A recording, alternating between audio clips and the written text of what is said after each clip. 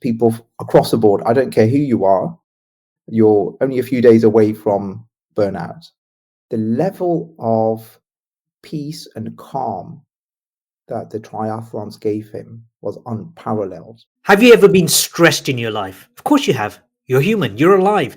It is part of the whole natural process. Everybody feels stress at one level or the other. However, if you've got one of the neurodiverse conditions, diversity conditions such as ADHD or autism, how you deal with stress may be slightly, like a lot different. I'm not the expert. So what are we doing? We are having a conversation with somebody who's a forensic scientist, a forensic psychiatrist, I should say, and somebody who's been working with people with neurodiversity for many, many years. His name is Dr. Ali Ajaz. He's our regular guest. Welcome back, Ali, to the Harun Rabbani Podcast. Thank you so much, Harun. Thanks for having me back again. Brilliant. Okay, so let's hit the ground running by asking this very important question, which is, how do people with ADHD or autism handle stress differently, if at all? Yeah, it's really important. Stress is such an important factor if you've got ADHD, autism, because you're much more likely to experience it. And not just deadlines and specific commitments, it's the day-to-day things that people without ADHD, autism take for granted. So stress, recognizing stress for what it is, in the context of ADHD, autism, neurodiversity, and then having tools to really help someone day to day is a really key aspect of thriving with ADHD, autism, or any other neurodiversity. A lot of the people who are watching or listening to this conversation, to our podcast, are people who really want to attain at the highest level. Who doesn't, right? Most people want to attain the best that they can, and many of them are leaders. So what are the most common triggers for stress? We're talking about now. Let me just clarify. Obviously, I said everyone has stress. That's a given. There's distress and eustress. Eustress is the normal. It's a good stress. We need that, right? It's like going to the gym. You need that bit of stress. But distress, what we call stress, we actually mean distress, right? And so what are the most common triggers for leaders with neurodiversity when it comes to stress? Well, there's a few. And the first thing to acknowledge is that the baseline level of stress, someone with neurodiversity, is much higher. And a big part of that is because the way the brain processes stimuli, in particular sensory input, in particular how people respond to you and how you take that on a personal level.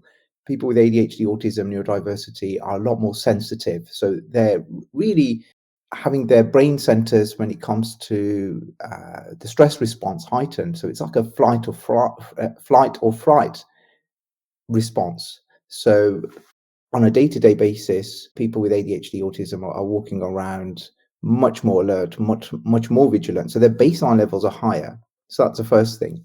And then on top of that, if we're looking in a work environment, having challenges that really push you in terms of planning, organizing, managing other people, dealing with unexpected things, all these things require higher level executive functioning, which we know in neurodiversity is more compromised. Now, it doesn't mean people can't be successful, but trying to focus on improving executive function can help manage that stress a lot better and save people getting grayer and whiter earlier. One of the issues that I had throughout my working life, and I don't know if it's related to neurodiversity or not, was when I used to work in medical sales selling devices, surgical equipment basically, and endoscopy equipment. Despite being one of the top performers, and then in my last company, like number one performer, I was constantly worried that I might lose my job.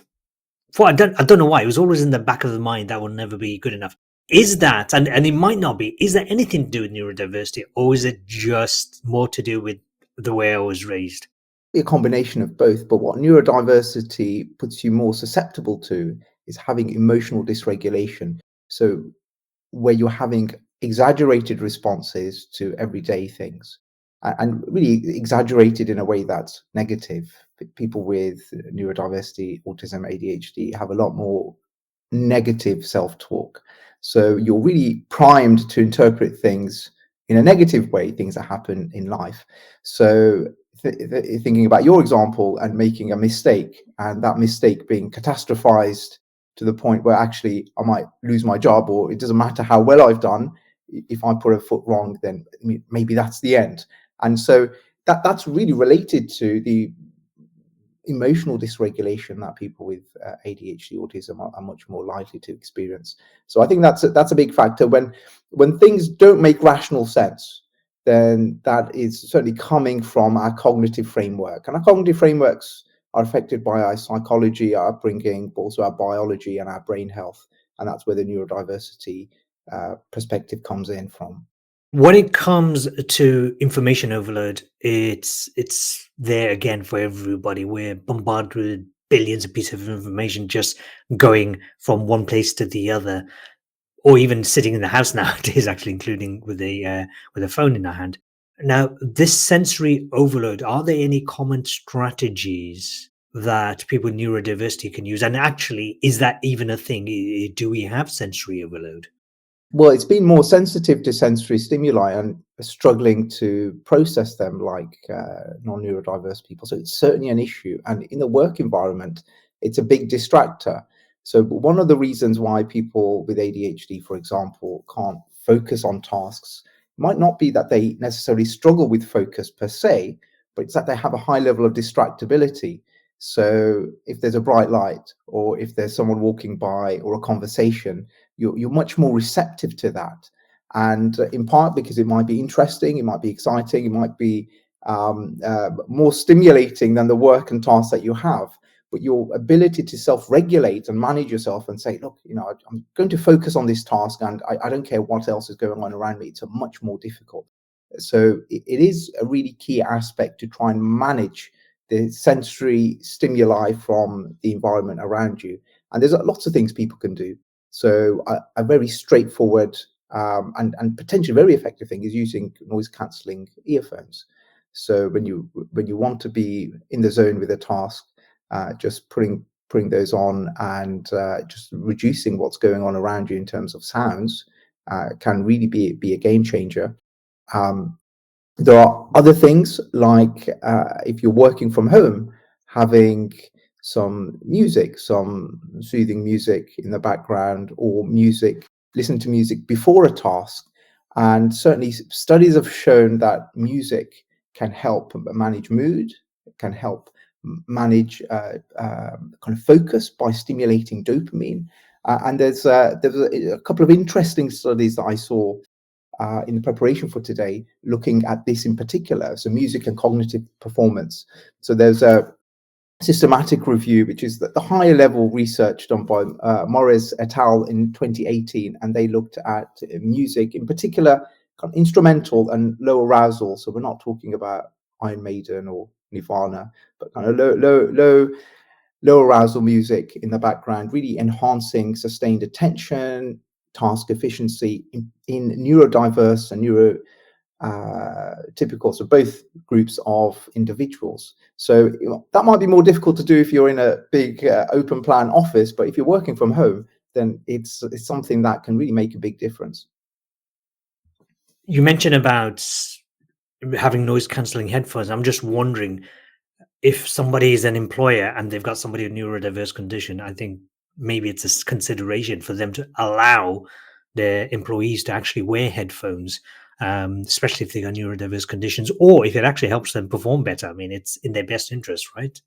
Absolutely. And it's really having an open dialogue when it comes to having a neurodiverse team or being a neurodiverse leader yourself. And it's not really about making wholesale changes in the team around one or two individuals, but it's really trying to understand the needs of your team and what simple measures can have the biggest impacts without having a big level disruption. Now, but part of that is the culture of where you work and having that open dialogue as a team. So having some level of neurodiverse awareness training, but in a meaningful way. I think, coming from the NHS, we've had lots of diversity training. A lot of it, and I'm sure you've had your own fair share of experience, is just kind of lip service. It's a bit kind of insulting to the intelligence. But that doesn't mean that it's not helpful. Having meaningful, tailored discussions and facilitators around neurodiversity and the needs and teamwork and team dynamics.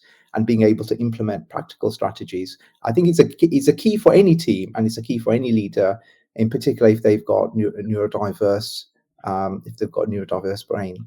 I'm just wondering, had the conditions been created for me to feel a lot more comfortable in my working day-to-day work? I worked out in hospitals when I sold equipment, so I wasn't really office-based. But I'm just wondering, even though I was number one in my last company, what are the different conditions potentially that my employer could have created, which will allow me, even though I'm number one, you can still outperform that. And I'm also thinking of all the people who I know who are super intelligent autistic people, super, super nerdy, what kind of conditions they need. So I think it might be an idea for probably both you and I, or even yourself, to go in and talk to these companies. And what do you reckon? That will be amazing. I think there's a lot of positive impact that can be done by investing just even a couple of hours, understanding the needs, recognizing the needs, and having practical strategies. And that's something that I would love to do. I think that's a great idea. Yeah, we'll make that happen then. So it's often said, or it's definitely true, I believe anyway, that great leaders make decisions quickly and they change their mind slowly. In order to become a great leader, you need to practice making lots of decisions. It's like working out in the gym. It's got to be consistent and a constant flow of decision making. But there's a terminology called decision fatigue. What is that? So decision fatigue is something that we do see in neurodiverse individuals. And that's when it takes so much energy and effort in order to be confident about a decision that when it comes to actually executing what you've decided, it becomes a lot more difficult because you've expelled so much energy. And with neurodiverse individuals, there's a number of reasons for that. One factor is that although someone might be successful, as you said about yourself, succeeding and having great key performance indicators and outcomes, it's not enough. It's not enough because that internal chatter, that internal self-confidence, that internal self-worth of a lifetime of being neurodiverse, and especially in your earlier years when you have a sense that you're different, and when you've been told by other people often that you are different and you just need to try harder, or you've been put into special sets or special schools because people don't think you can succeed so much.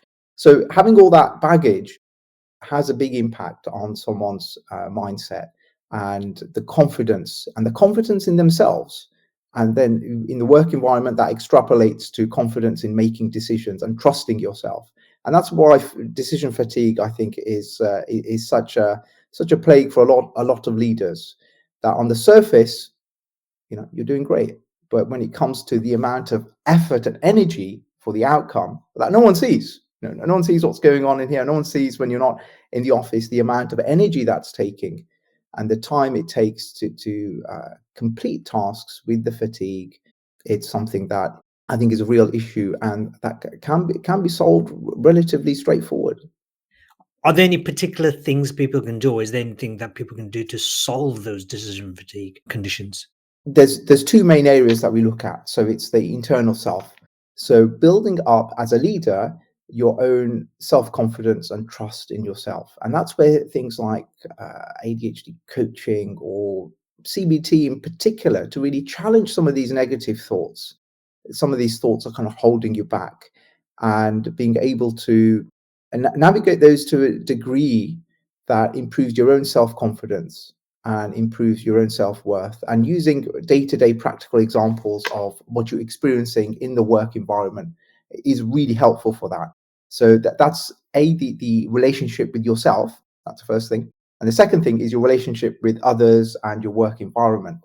So all decisions are not born equally. I think we can agree on that. So there's the more routine, repetitive things that you need to do and decide, and having a framework around that you don't have to think each time and make a decision about something that's repetitive. Having a system in place where you have a structure for the more mundane, repetitive tasks can be very helpful. Being able to prioritize time for the big impact decisions. So allocating time and the time and space. So we talked a lot about the work environment earlier. So making sure you're in a certain environment that is conducive to focus, to allow you to make those big decisions and not allowing yourself the whole day. So having quite important when it comes to time constraints. And really prioritizing tasks, and maybe at the start of the day. Most people with ADHD, for example, work better earlier on in the day, and in particular if they're on medication as one of their treatment strategies, they do work. The medication tends to work better in the first half of the day and can wear off in the second half. So really looking at the time where you're working most optimally and really ring fencing that time for those important decisions. And there is a third rung to that, actually, and that is delegating. Now, leaders some are very good at this, and that's the one of the key reasons why they're so successful. Other leaders just find it difficult to even give one task to a junior, and I think I'm a bit more like that in my own approach. It's difficult to kind of let go of things, but being able to delegate effectively and having trust in your team and not worrying about that delegation, but checking in periodically, not micromanaging those decisions that you've given to other people, but having clear set KPIs for that is also another way to try and manage this decision fatigue. You don't have to manage everything and every decision by yourself, especially if you've got a team. I think a lot of companies, in the way they structure things, although they talk about teamwork, it's sad to say that actually people don't know what teamwork really is. The level of collaboration is just not there, not to the extent it can be. As an example, if I know I'm very good at client negotiation, customer negotiation, if I know actually, or if my manager knows I'm very good at getting the sales results in, but the manager also knows that I'm absolutely terrible at admin, why don't you get someone to do all my admin for me? It allows me to my time is wasted doing the admin. Just imagine if it takes 1 hour to, say, secure £1,000 deal, the cost of an admin person, £30, £30, £25. Why am I doing something which only costs £25, £30 when I should be doing something that's generating £1,000 for the company? And a lot of people don't think like that. Maybe, I don't know, maybe it's the ADHD in me, maybe it's the economist in me. So one of the things that I'm generally good at, but haven't been in the last couple of years, is burnout. Now, I know that I don't generally fall ill, but in the last couple of years, what's happened is that I've worked my finger to the bone, not because I'm someone's forcing me. It's just how I've been. I've been so enthusiastic and etc. And then come to a certain point, and then the body just slams the brake on. And I guess a lot of other people, neurodiverse and otherwise, have this issue, especially if they're high performers. How does somebody prevent burnout? So I see this a lot in my clinic. So I have a clinical service which looks at brain health, whether you have illness or whether you have a neurodiverse condition or whether you don't have any, but you're struggling. You want to optimize your performance, and that's really what we're looking at. How can we optimize brains? And people across the board, I don't care who you are, you're only a few days away from burnout, because when things come, you're feeling fine, and then you're off the cliff, and that's it. You're struggling, and that's kind of what happens with burnout. You generally don't tend to see it coming until you're falling, and then things become very difficult very quickly.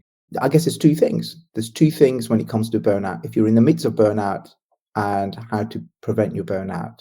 And the first is a bit easier, because when you're in the middle of burnout, you need to take time out. And you need to take time out and do all the things that are going to be investing in your brain health to improve that physiological but also psychological resilience. So we're looking at taking yourself away from that immediate stressor. So if we're looking at work environment, it's work. So you need to take some time out, and that can typically be 2 to 3 weeks. I don't think a week is enough. And then in that time, what kind of investment? So you're looking at 4 things. So your sleep, you're looking at your food, you're looking at your movements, exercise, and you're looking at supplements to really help support your brain. And having the time out allows you to work on all those aspects. And I see time and time again, when people invest in their brains in the right way, over time, there's only one outcome, and the outcome is improvement and getting people through burnout.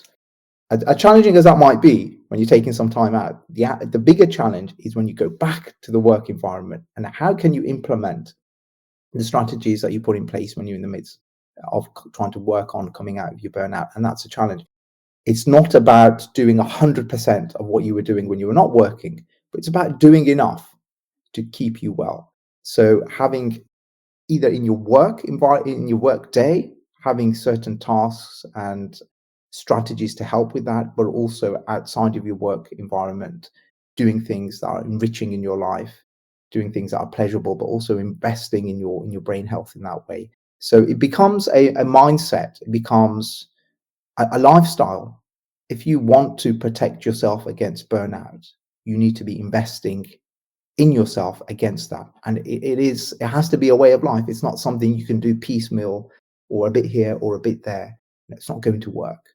And I'm really interested in how you've managed your own burnouts and how you've experienced those over the years. Great question, actually. Thank you for sharing that.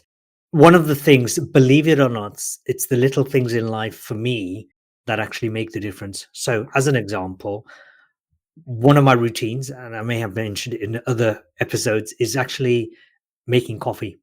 You must say making coffee? No, not instant coffee mate or coffee mate. There's a product called Coffee Mate. It's not the instant coffee stuff. So the process of taking coffee beans, roasting them, putting them in the grinder, putting them in their little cafetiere, the Italian style one, and then separately having milk frothing in a pan. That whole ritual takes about 10 minutes to do. I don't think anyone can imagine how stabilizing that is for me. First of all, so the point is routine. So the morning coffee, 10 a.m., except when I'm fasting, morning coffee routine is critical. But the other thing is, of course, simple stuff like taking regular breaks. So I know I have a tendency to really hyper focus and then at some point stretch myself out and then go, oh, my back's hurting, and realize that I've been working on the computer for about 2 hours, 3 hours straight. That happens often. So I think it's very important also to have regular breaks and let people know that I need my break, I need my time out. So we're at that stage of society that we don't have to hide this stuff anymore. It's not a weakness. If you've got a strength like the hyper focus element, and your company, your organization is actually benefiting from that, they also need to know there's vulnerabilities as well. So I know, for example, I can't handle too much noise for too long. So large crowds, yes, I can be sociable, but at some point I need to walk away from that. So even when I say breaks, going to the car and having a 10-minute nap, or if your company's that good, having somewhere to have a 10-minute nap, just those little things that break your day up. Because I also know, and I bet you a lot of people who are listening to this, who have got neurodiversity conditions, I bet you, right, most of them do this as well, which is in the space of 8 hours, what someone else can do, we can do it in 2 hours because of our the intense level of focus. So it's also those kind of things help very much. And then one thing that we may not get around to talking, so I'll mention it as well. When the day is over, make sure it's over. So if you work in an office and you're going home, before you step into the house, especially if you've got family, wife, husband, children, in a couple of minutes, take a few long, deep breaths and let go of everything that's happened. There's that cutoff point. Do not take in, especially if you've had a tough day, do not take that into your relationship. It's not worth it. So it's having those routines and making sure there's boundaries between workplace and home and knowing when to say no. And also, if you're an employee, if you're a leader, if you've got people working under yourself, do you really want to be a slave master, or do you want to bring the best out of them? If you want to bring the best out of them, find out if they haven't got neurodiverse conditions or anything else, to be honest with you, find out what matters most to them. And I tell you what, the level of loyalty you're going to get from them is going to be incredible. So I do have a question to throw back at you, which is related to this, actually. So you work in Canary Wharf in London, which is, for people who've never watched the show or don't know where Canary Wharf is, it's a epicenter of the financial center, has been for the last few decades now. When you have clients coming in, how do you get them to structure their day? Especially if they're city high flyers. How do you get them to say, hey, yo, calm down? These are the things you might want to consider doing. So it's different for everyone, right? So the first thing is spending time to understand the person, to understand their life, their context, and their current needs and demands, both work and personal life.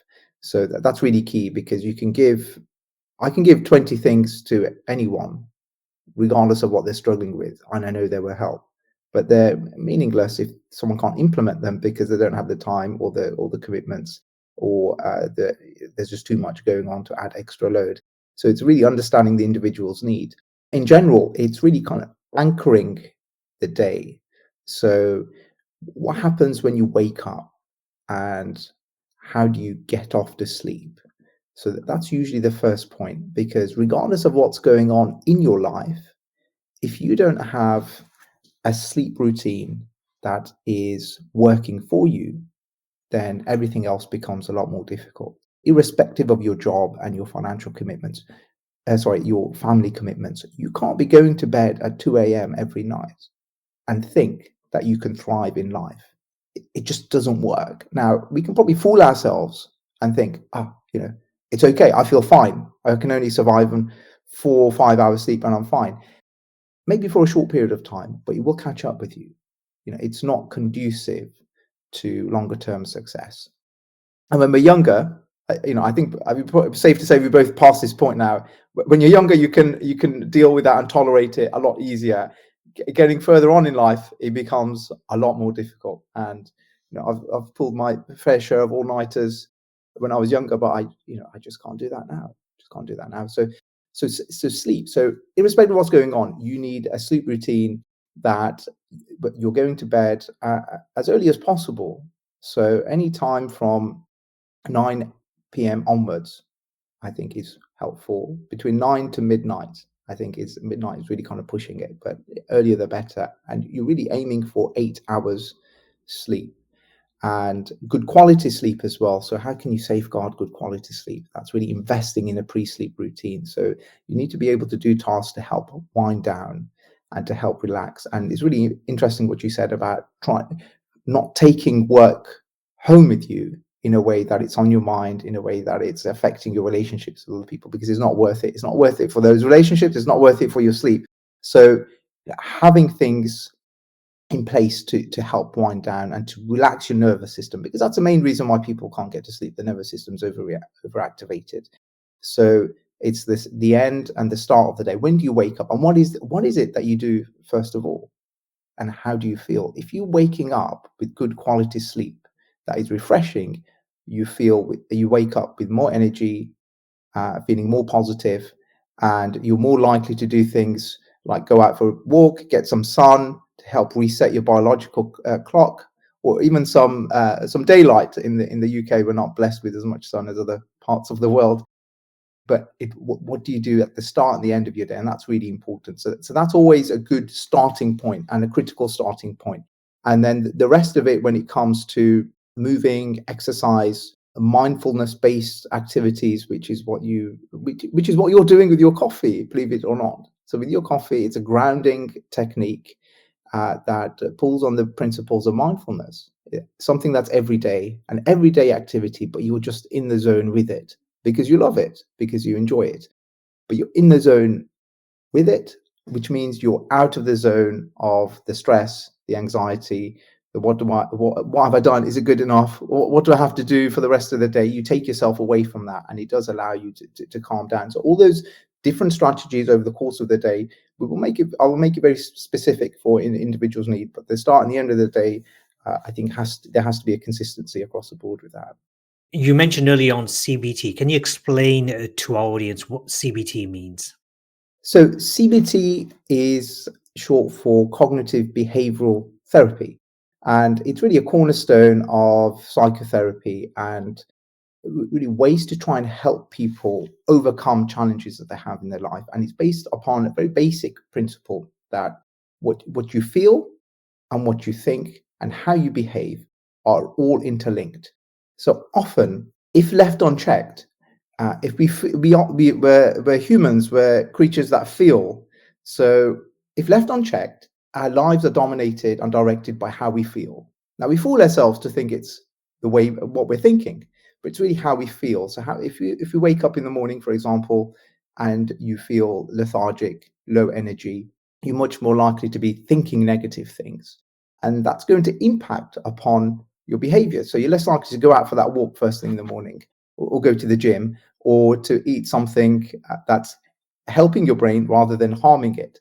These principles are really important because once we understand that they're all interlinked, you don't necessarily have to overcome the feeling by challenging it. You can just do a behavior that's going to affect the way you think and the way that you feel. So it's really challenging how people live their lives, why they do what they do, and making simple changes by your behaviors can affect how you think, can affect how you feel.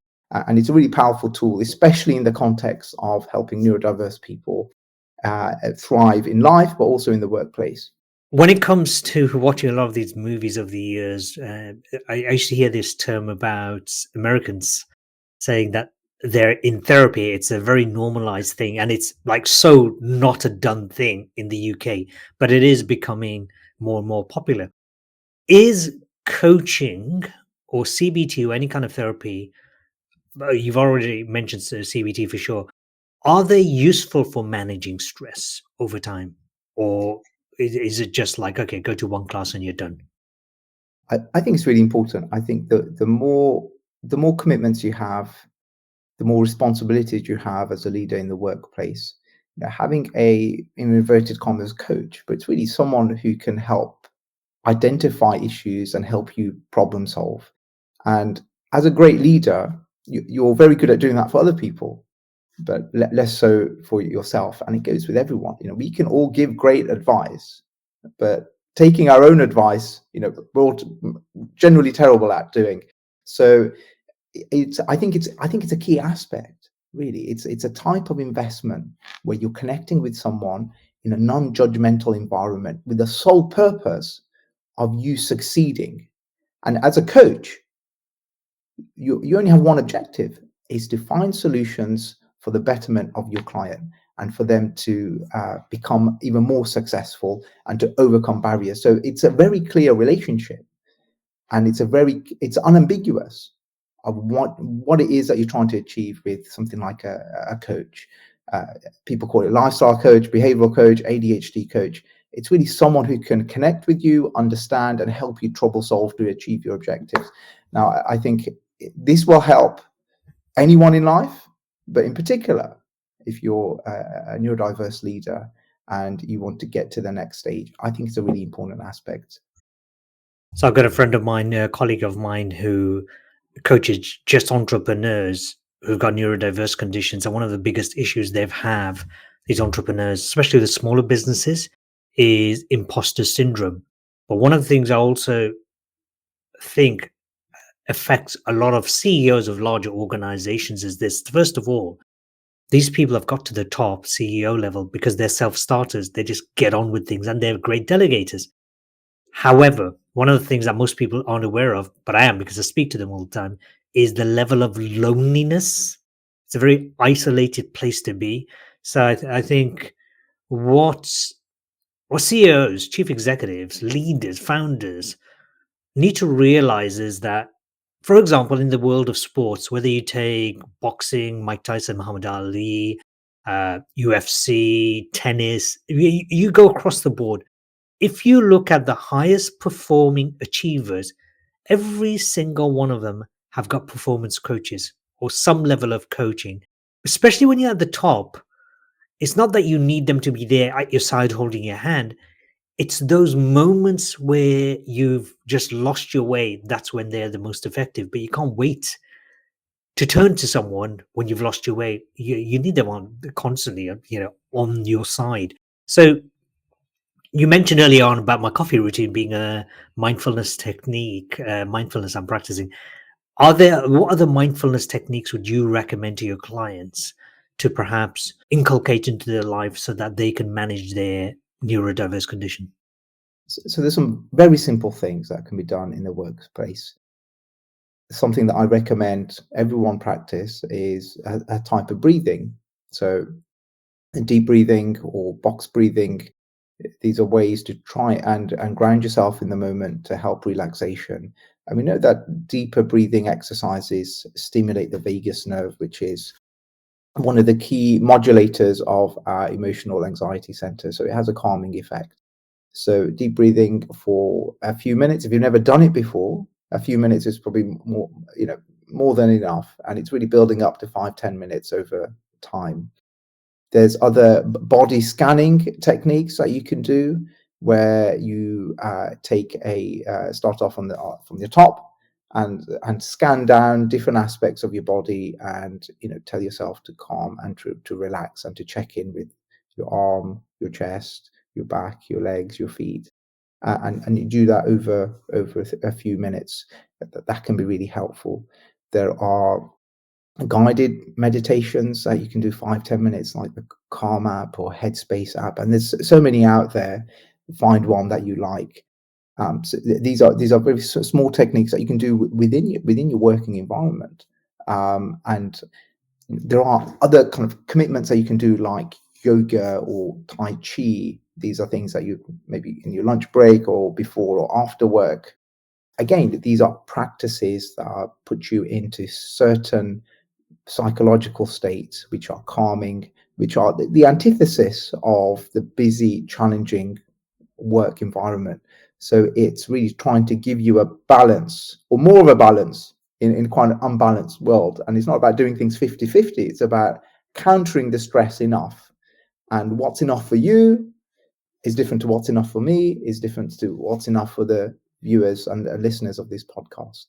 But it's just getting something in place and sticking to it. It doesn't have to be lots and lots of things.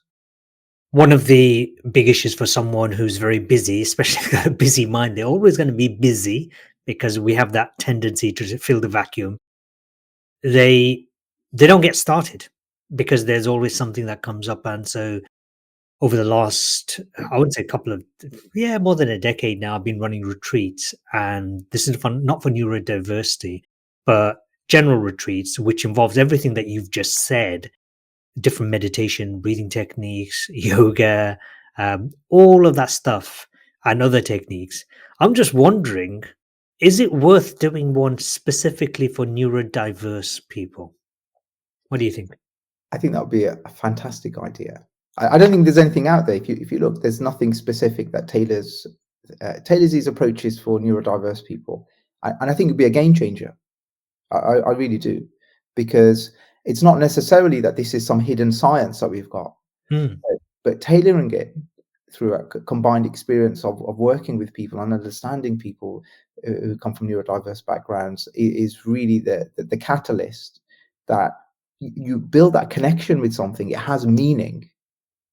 So you can have the same thing, but if you don't have that meaning and connection with it, you're less likely to carry on. There's lots of people that can go to retreats and be amazing and feel amazing, and then as soon as they leave, that's it. You go back to where you were before, and then you need to go again. The aim of an effective retreat isn't that you keep having repeat business. You want people to learn things and connect with things for them to be meaningful enough for them to implement in their lives. So I think that'd be a game changer. From what I've seen, there's nothing specific for neurodiverse people, and that would be, I think, amazing.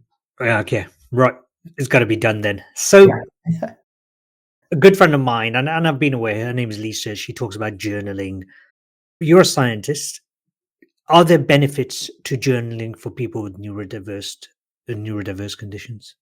There are massive benefits.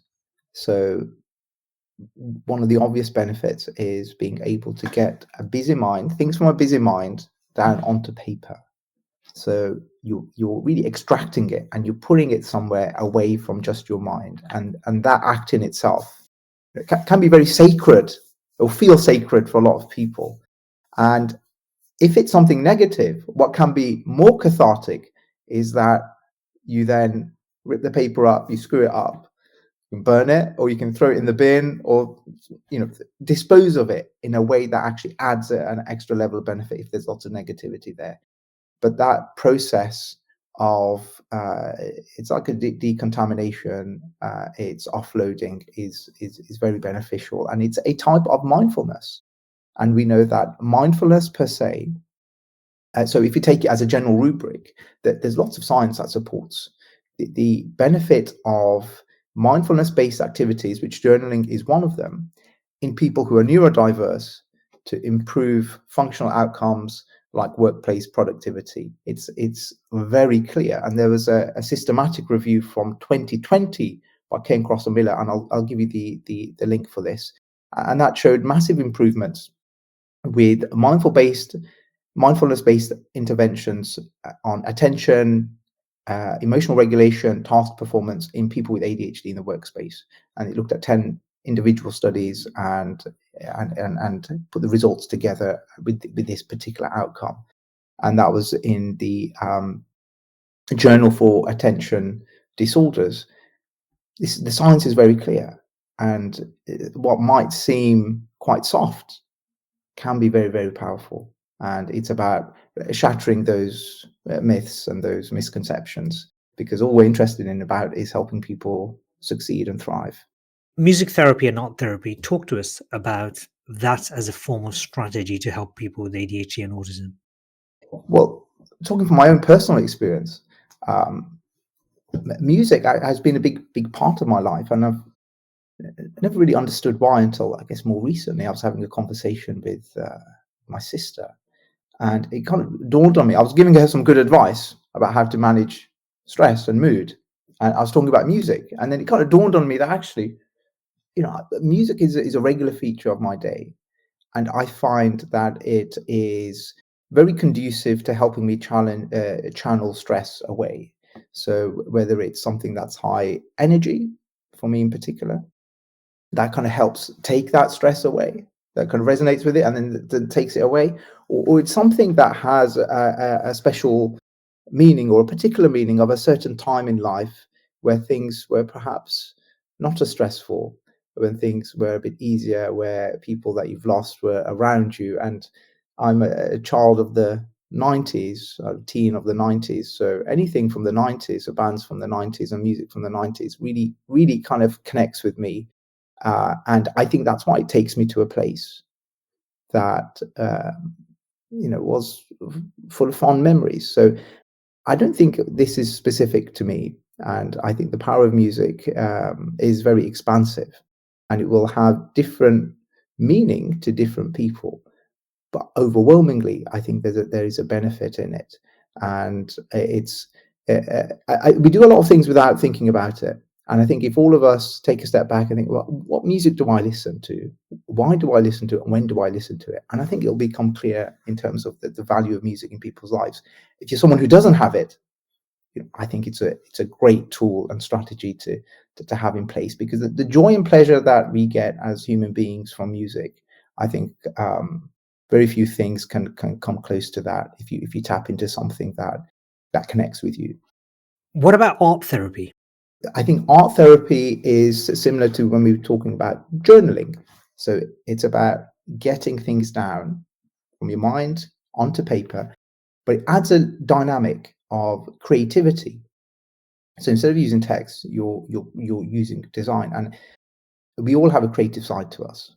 And people who are neurodiverse, I think, are closer to their creative sides than people who are not. And that, in part, is one of the reasons why they can be so successful as leaders and their own kind of startups and their own companies.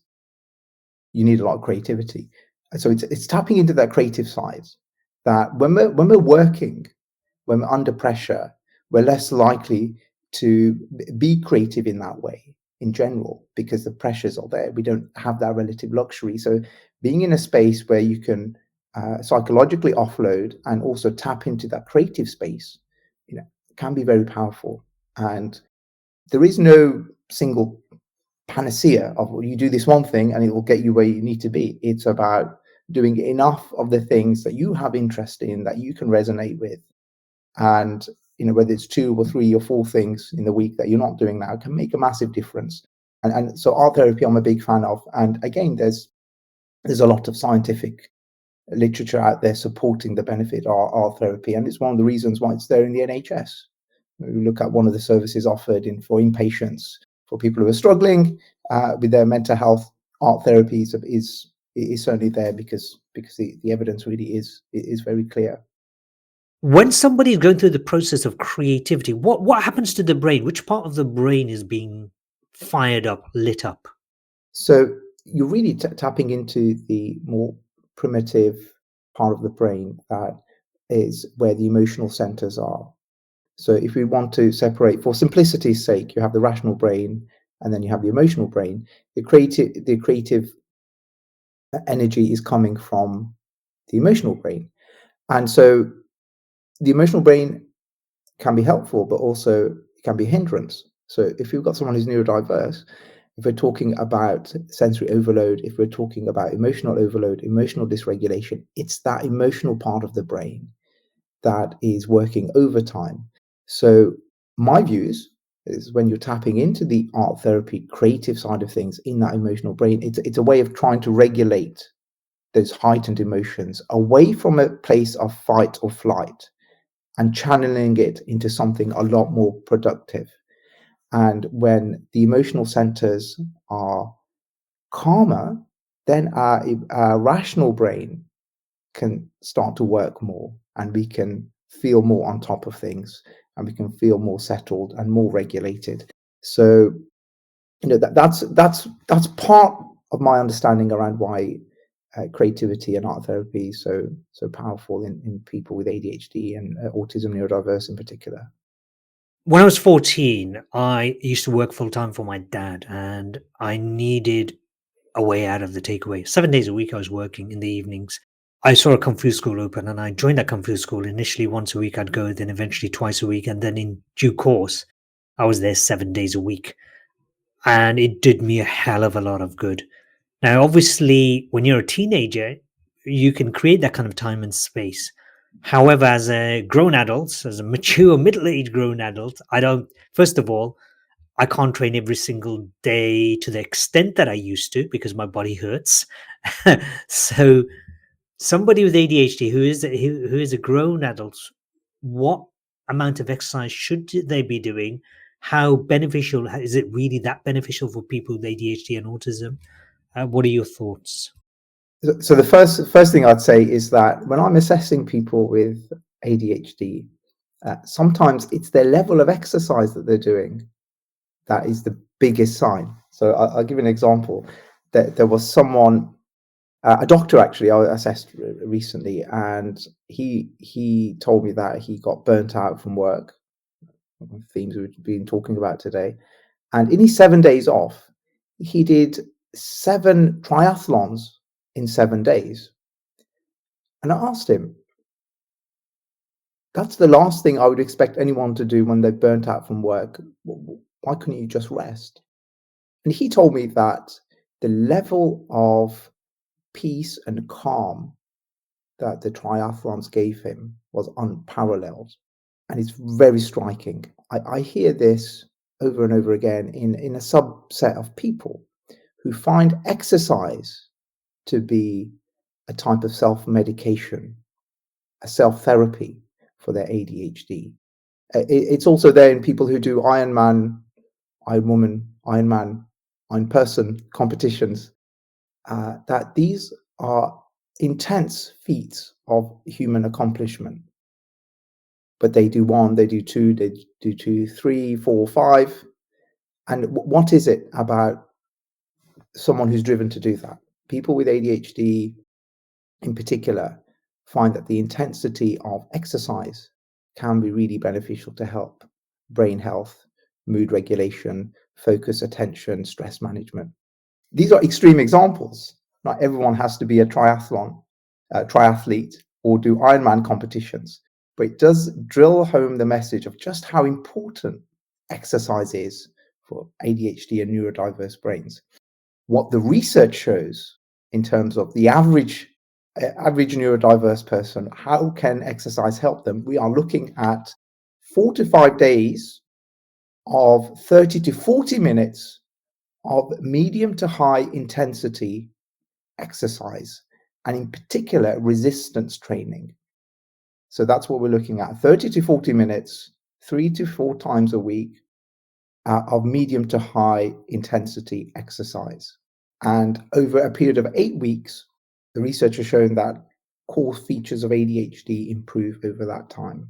So you need to have enough of it, and you need to do it for long enough. So we're talking at least a couple of months of that consistency, often before, but until we can really evaluate those benefits. If you think your person who did the 7 days thing, Ironman or triathlons, wait for this, a good friend of mine who goes in and does talks on neurodiversity, he struggled in most aspect of his life. He's in his late 30s.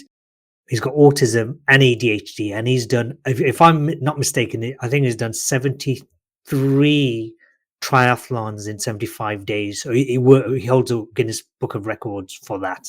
He's a world record holder. And he says exactly what you've just said about the level of peace and serenity he achieves. However, he gets overwhelmed by stuff outside of that.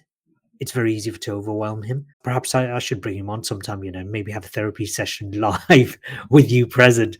So we know hydration is important. We know nutrition is important. We did an entire episode on that. Just for the purposes of summarizing, how important is hydration? Because you mentioned about doing all the exercise, you need to be hydrated. How important is hydration for neurodiverse people and nutrition? It's key. So if we're looking at a fundamental level of neurodiversity reflecting something about brain health, that people who are neurodiverse have certain particular challenges to their brain health. And if we want to overcome these challenges, one strategy is improving the brain health. Now, the brain is an organ, it's surrounded by fluid. 70% of the brain is actually, roughly 70% is made up of fluid, water. It's fundamental to how the brain works. If you're dehydrated, then your brain will be in a lower energy state. When the brain is in a lower energy state, all the faculties that the brain is responsible for will be working suboptimally. And that's just simplifying it, but we don't have to understand things in complex levels. But the key message is that if you're dehydrated, if you're not adequately managing your water intake and your electrolyte balance, then you're going to struggle, and you're going to struggle a lot more than people who aren't. So it's one key aspect, what we drink, but also the food is the other side of things. We want to be eating things that not necessarily just that we just like the taste of, which is the case for I think most of us, but actually food that loves us back, that loves your brain back, by investing in boosting how it's working. So we're looking at what the brain needs. So the brain needs high quality fats, it needs high level of high quality protein, and it needs lower level of simple carbs. And if we stick to these basic principles, there's a lot of progress that can be made. How important is both hydration and nutrition in emotional regulation? Because that's a big issue for us. So both are really important for emotional regulation. And we'll use one example of food. So people like to comfort eat, in particular when they're stressed. And in the short term, having like takeaways or high carby foods, like pastas, like pizzas, for example, can give an initial release of dopamine, and it might feel good for the moment that you're eating it or a few minutes afterwards. But generally what happens is that your blood sugar level is dysregulated when you're having these comfort foods, these high carb foods, and it spikes up and then it shoots down, and then you get hungry again, it spikes up and shoots down. What happens when your blood sugar is dysregulated? Your emotions are all over the place as well. It's much more difficult to be emotionally balanced if your blood sugar levels are spiking and coming down very quickly as a result of that. So it's fundamental. If you can eat foods and eat in patterns that work for you, that love your brain back, then emotionally that is a big factor in trying to keep you physiologically stable. So if you haven't watched the episode on nutrition and hydration and all that kind of good stuff, then make sure you watch last week's episode. Link is in the description. So I've got a couple more questions for you. So if you've been watching so far, then you'll know this is the Harun Rabbani Podcast. I am with Dr. Ali Ajaz, psychiatrist who specialises in neurodiversity.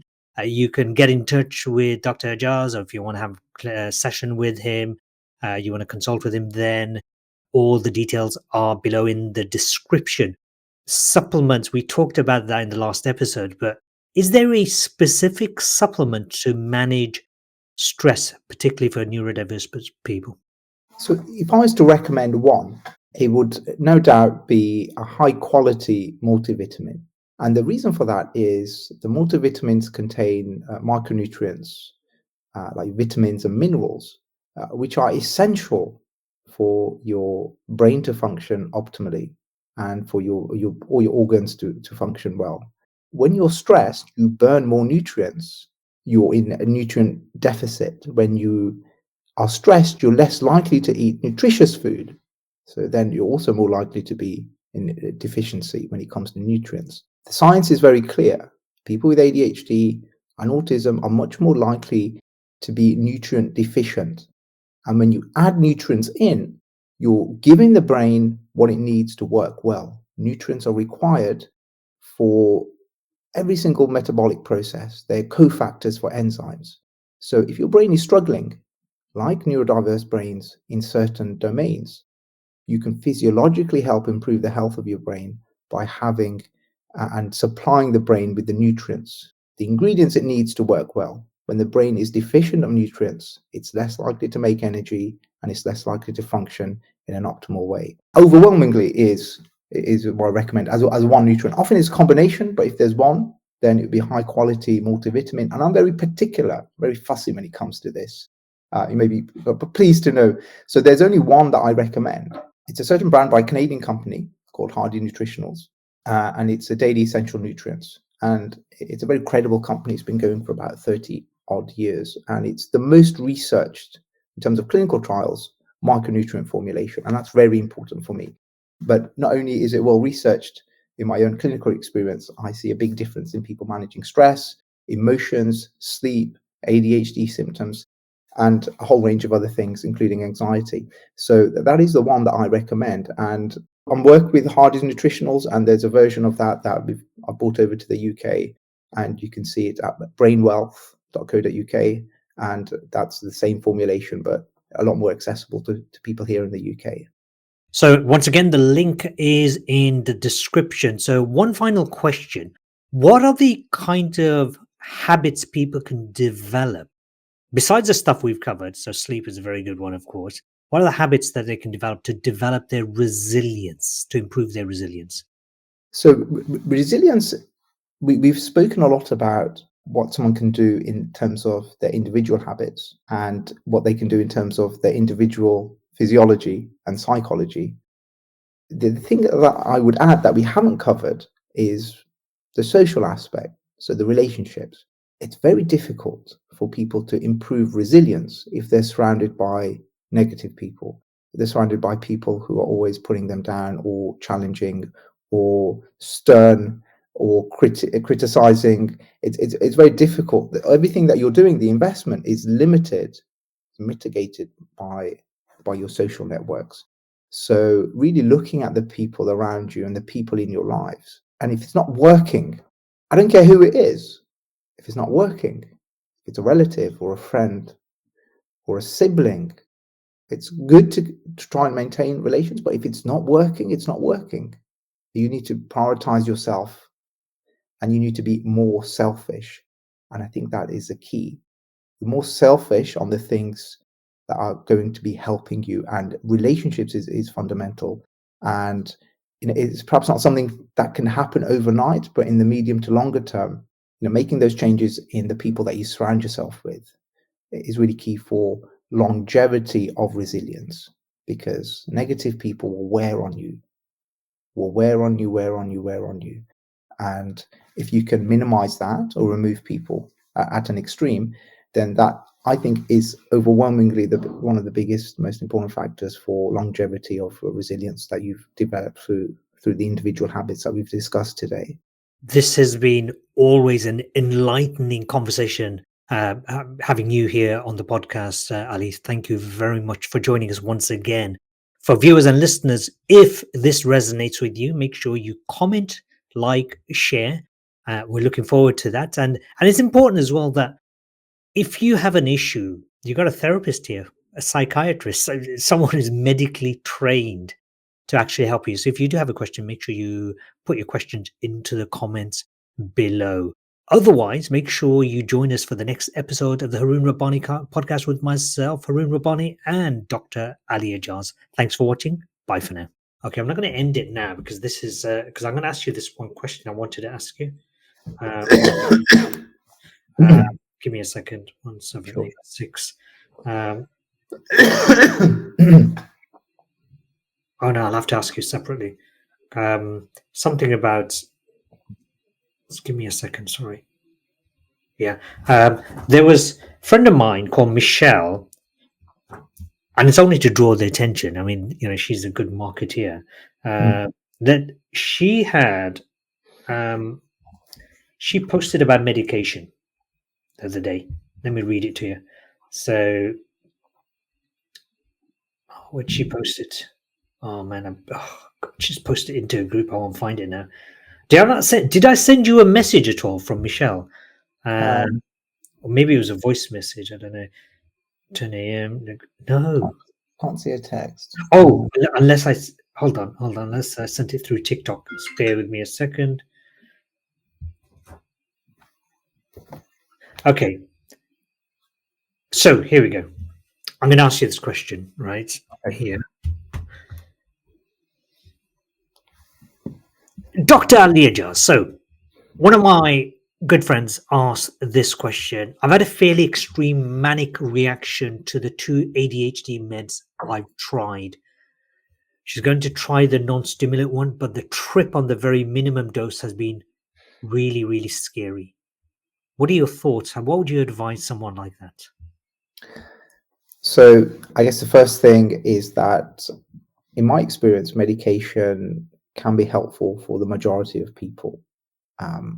But there are some people who find the side effects too intense. So I would say about 20% of people, medication doesn't suit. So it sounds as though your friend, Michelle, might be one of those in that smaller group. So, and it can be very scary having quite intense side effects from the medication. So in that case, if we've looked at stimulant medication, there are non-stimulant drugs that you could use. I generally find them not as effective. I think it just places greater emphasis on the lifestyle medicine versus the pharmaceutical medicine. And so looking at what we've talked about today, really, the sleep, we're looking at the food, we're looking at the supplements, very powerful ADHD focused supplements, and the exercise, and creating a regime that not only works on helping brain health, resilience, but also core symptoms of ADHD. People can make a lot of progress, and that's a big part of what I do in my brain health programs. Some people, whether they're on medication or don't want medication or want a boost from what they're experiencing for the medication, I work with them to find solutions and strategies to get them and get their brains working to a level that is conducive to their needs and their aspirations in life. Thank you ever so much. I'm sure Michelle will appreciate it. I'll forward this message directly onto her. Thank you.